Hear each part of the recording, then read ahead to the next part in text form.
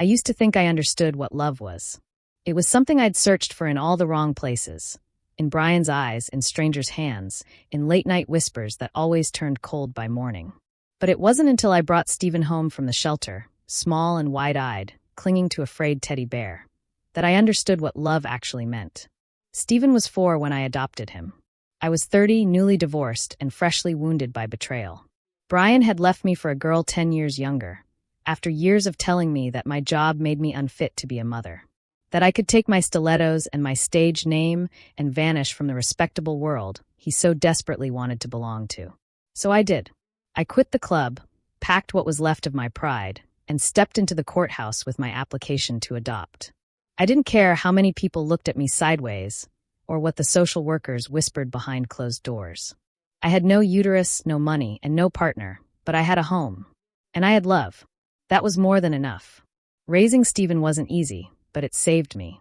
I worked 2, sometimes 3 jobs, bartending at night, cleaning houses by day, doing makeup for weddings on weekends.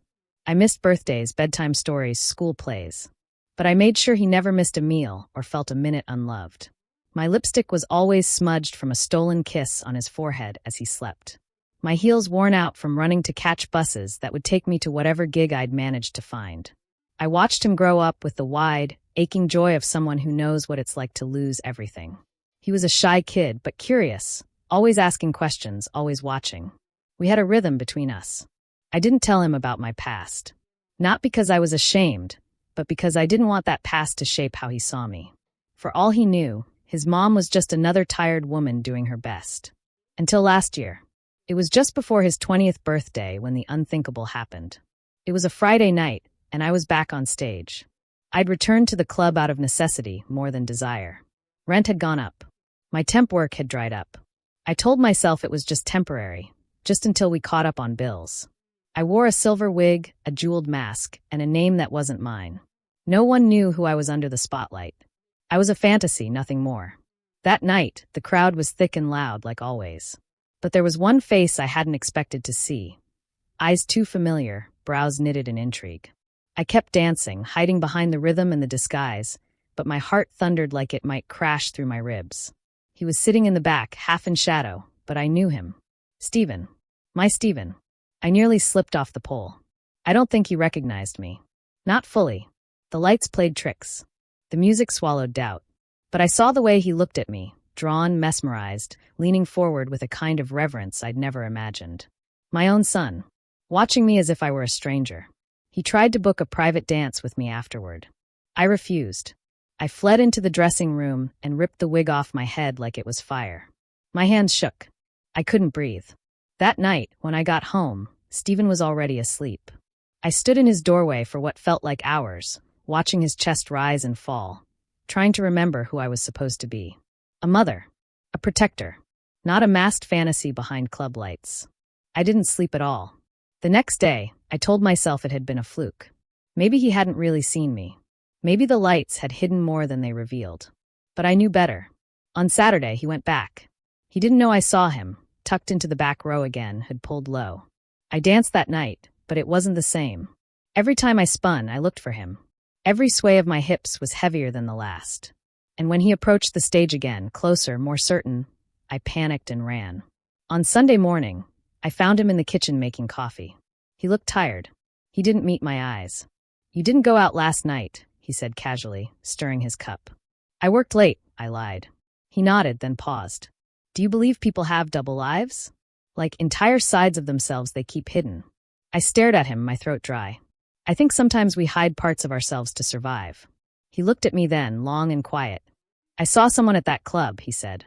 "She reminded me of you." My hands trembled. "Stephen. She was the most beautiful woman I've ever seen." I didn't know what broke me more, his honesty or the awe in his voice. That afternoon, I told him everything. Who I was. What I had done. Why I had gone back. I expected anger. Disgust. Anything but what I got. "You're not just my mom," he said softly. "You're the strongest, most breathtaking woman I know. I don't care what anyone else thinks. You saved me. You gave me everything. And if I'm being honest, I think I've always been drawn to you in ways I didn't understand until now." I stared at him, stunned. He reached across the table, fingers brushing mine. Would you ever dance for me again like you did at the club? Mask, wig, everything. Just once. And in that moment, I knew nothing would ever be the same again. I told myself I wouldn't do it. That was my promise to myself that whole week. The one I whispered every morning as I watched him leave for work, every night as I folded his laundry or reheated leftovers. I was still his mother. I had to remember that, even if we weren't bound by blood, even if he was grown, even if he looked at me like that, the truth is, it wasn't just Stephen's request that haunted me. It was how much a part of me had wanted to say yes. I avoided him after our talk. Not coldly, just cautiously. I left earlier for work. Went to bed before he got home. I hoped time would blur the sharp edges of what had passed between us. That we'd forget the strange tension that had bloomed across the kitchen table like a bruise we couldn't name. But then Thursday came, and with it, a handwritten note slipped under my bedroom door. It was simple, just his handwriting. Neat. Nervous. Saturday, 1 p.m. I'll be at the club. I'll sit in the back, far left. If you come, I won't say a word. Just watch. Just one dance. If not, I'll never bring it up again. I must have read it 100 times. I sat on the edge of my bed, staring at it like it might explain something to me. Like it could clarify the strange, swirling ache I'd been carrying since that night. Was it wrong? Was it simply confusion? Projection? Some blurred line between gratitude and longing, between the intimacy of a mother and the hunger of something more? By the time Saturday arrived, I still didn't have answers. But I found myself standing in front of the club mirror again, the silver wig in my hands. It wasn't vanity that drove me. It wasn't about allure or seduction. It was about him. About Stephen. About his eyes, wide and hopeful, searching for something I didn't yet understand. So I became her again. The dancer. The mask covered half my face. The wig transformed me. My stage name, Mira, still lived on the lips of the regulars like a whispered reverence. She was beautiful, they said. Mysterious. Untouchable. But that afternoon, as the lights dimmed and the first notes of my song thrummed through the floor, I searched only for one face. And he was there. Back row, left side. Just as promised. He didn't lean forward this time. He didn't fidget. He just sat still, eyes fixed on me, his expression unreadable. Not lustful. Not possessive. But quiet. Intent. And so I danced. Not the way I usually did, carefree and performative. This was something else. A conversation of movement. A question drawn with the curves of my body. Every sway, every turn was meant for him. Only him. When our eyes locked for a brief moment, I saw something change in him. A tension dissolve. Or maybe solidify. I wasn't sure which. The song ended, and I slipped away before the next act began. I didn't wait to see if he stayed. I couldn't. Backstage, I peeled off the wig with shaking fingers. One of the other girls, Sapphire, leaned over. "You okay?" she asked. I nodded, breathless. "Yeah, just tired." But that was a lie. Because something had happened out there, something I couldn't name. I had danced for my son. Not as his mother, not as Lila, but as someone else. A woman. A mystery. And in doing so, I'd revealed more of myself than I ever had in daylight. When I got home, Stephen was already there. He was in the kitchen again, this time washing dishes with the window open, the breeze tugging at the hem of his t-shirt.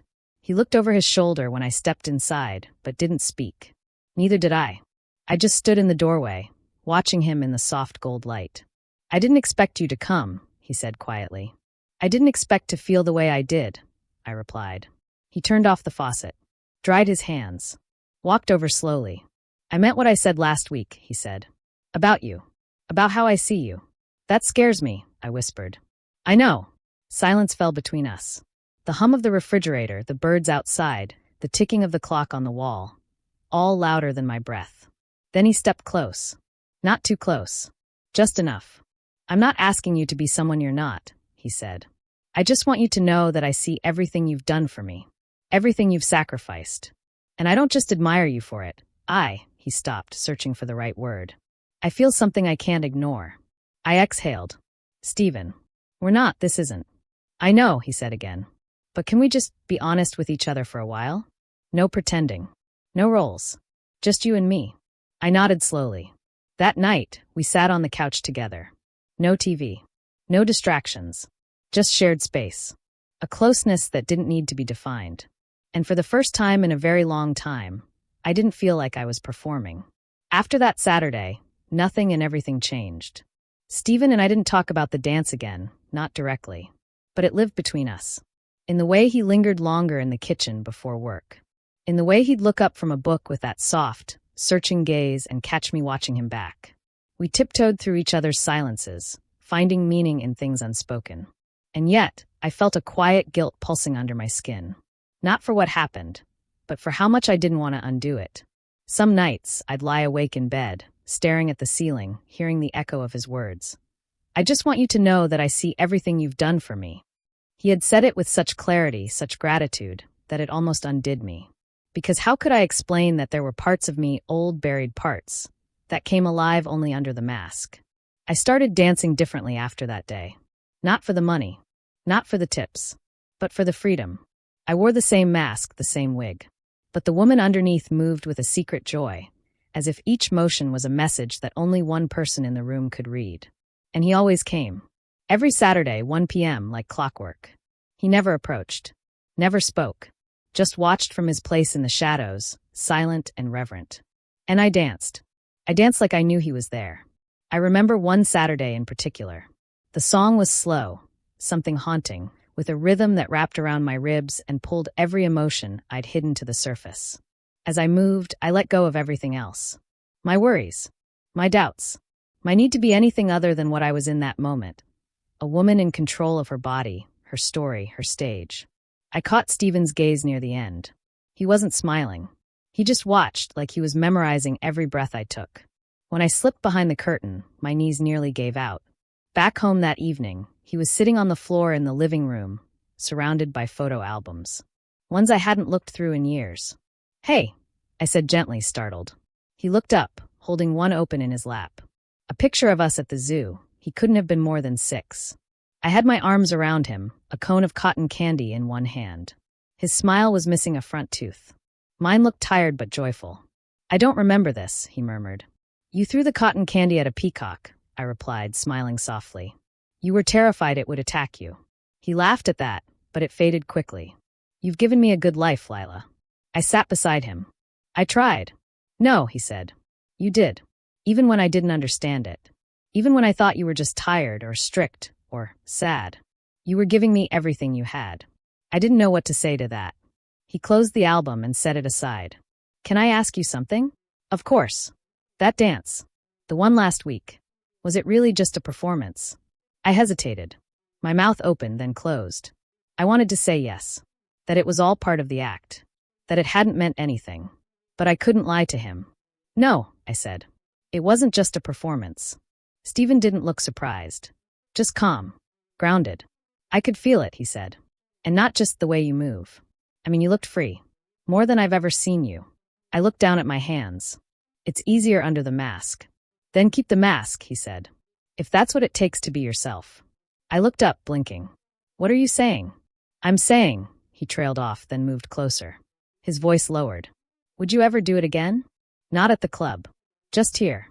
For me." His request hung in the air like heat. "You don't have to say anything," he added quickly. "I know it's strange, but I can't stop thinking about it. Not because it was," he faltered, "sexy. Though it was. But because I saw you in a way I never had before." I should have said no. Instead, I nodded. "Give me an hour," I whispered, rising from the couch. In my bedroom, I lit the soft gold lamp on my dresser. I reached for the silk box beneath the bed, the one that held my alter ego. Wig. Mask. Stockings. Heels.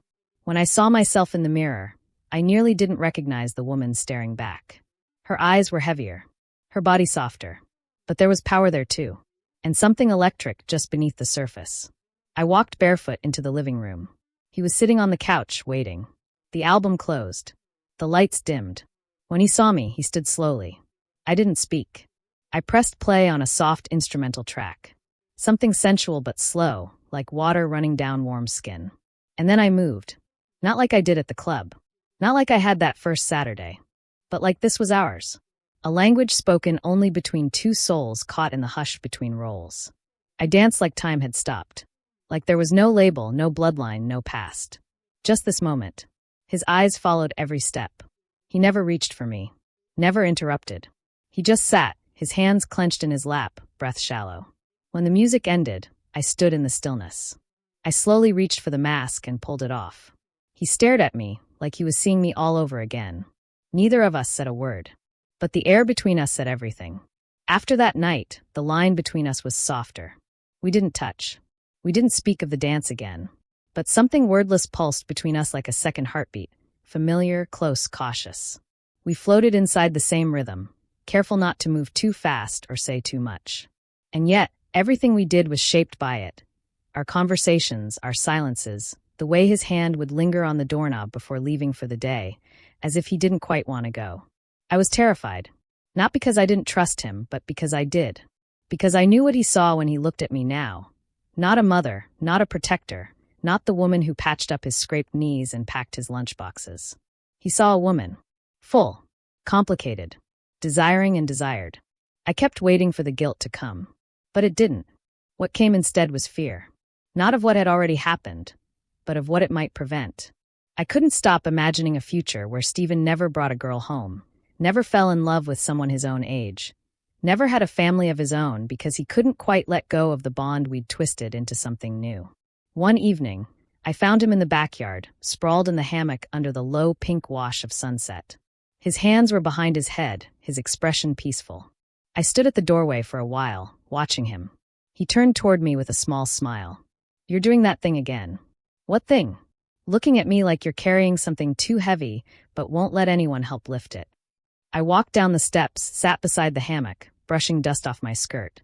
"Stephen," I said softly, "what are we doing?" His smile faded. "I don't know, but I'm not afraid of it." "I am. I know." The breeze tugged at the trees. The silence between us stretched long and slow. "I keep thinking about what it's doing to you," I whispered. "How you'll wake up one day and realize this was a phase. Or worse, that it ruined something for you." "You didn't ruin anything." "Not yet," I said. "But if I let this go on, if I let myself feel all the things I'm starting to feel, I don't know where it ends." Stephen sat up. His eyes found mine. "You think this is some kind of confusion? Some misplaced attachment? I think you grew up watching me be everything for you. And maybe now you're just trying to give that back." He shook his head. "No, Lila. This isn't charity. And it's not confusion." I swallowed hard. "Then what is it?" He hesitated. "It's recognition. Of you. Of me. Of something that's always been in the space between us, but we were too busy surviving to name it." His words shook something loose in me. Something I didn't know I'd been clinging to. "Stephen," I murmured, "you deserve a life that's not tangled in mine." He reached across the hammock, his hand brushing mine. "I'll build my life," he said. "But that doesn't mean I don't want you in it. Even if it's complicated. Even if no one else would understand." We sat there until the sky turned navy and the stars began to prick the darkness. That night, I couldn't sleep. So I wrote him a letter. I told him that I loved him. Deeply. Fiercely. That no matter what shape that love took, maternal, platonic, impossible, I would always hold him close. I told him he was a man now, with a world to discover, and that I wouldn't be the one to anchor him to the past. And then I told him something I hadn't even admitted to myself. That dancing for him had made me feel seen in a way I didn't think was possible anymore. That I was grateful for it. That he reminded me I was still a woman, not just a shadow moving through motherhood. I left the letter on his pillow before he woke. By the time I returned from my shift that night, he was waiting for me in the kitchen. His eyes were a little red. He didn't speak right away. Just stood and pulled me gently into his arms. We held each other in silence, swaying slightly like we were dancing without music. When he finally stepped back, he said, "You don't have to be afraid. I'm not going anywhere. But I'll figure out the rest. And so will you." And he did. Over time, things settled. He began dating again, hesitantly at first, then more freely. I watched from a distance, proud and strangely wistful. He'd tell me about his nights out, about the women who caught his eye, always careful not to cross the line we had both decided to preserve. As for me, I kept dancing. But not at the club. I turned our spare room into a private studio. Mirrors. Lights. Space. Sometimes he'd pass by the door and knock softly, smiling. "You still got it," he'd say, even when I was just stretching or humming to myself. And once in a while, when the world felt heavy or unkind, I'd find him in the back row of that tiny space, sitting quietly, letting me be Mira again. Just for a moment. Just for him. Not because we were breaking the rules, but because we had made our own.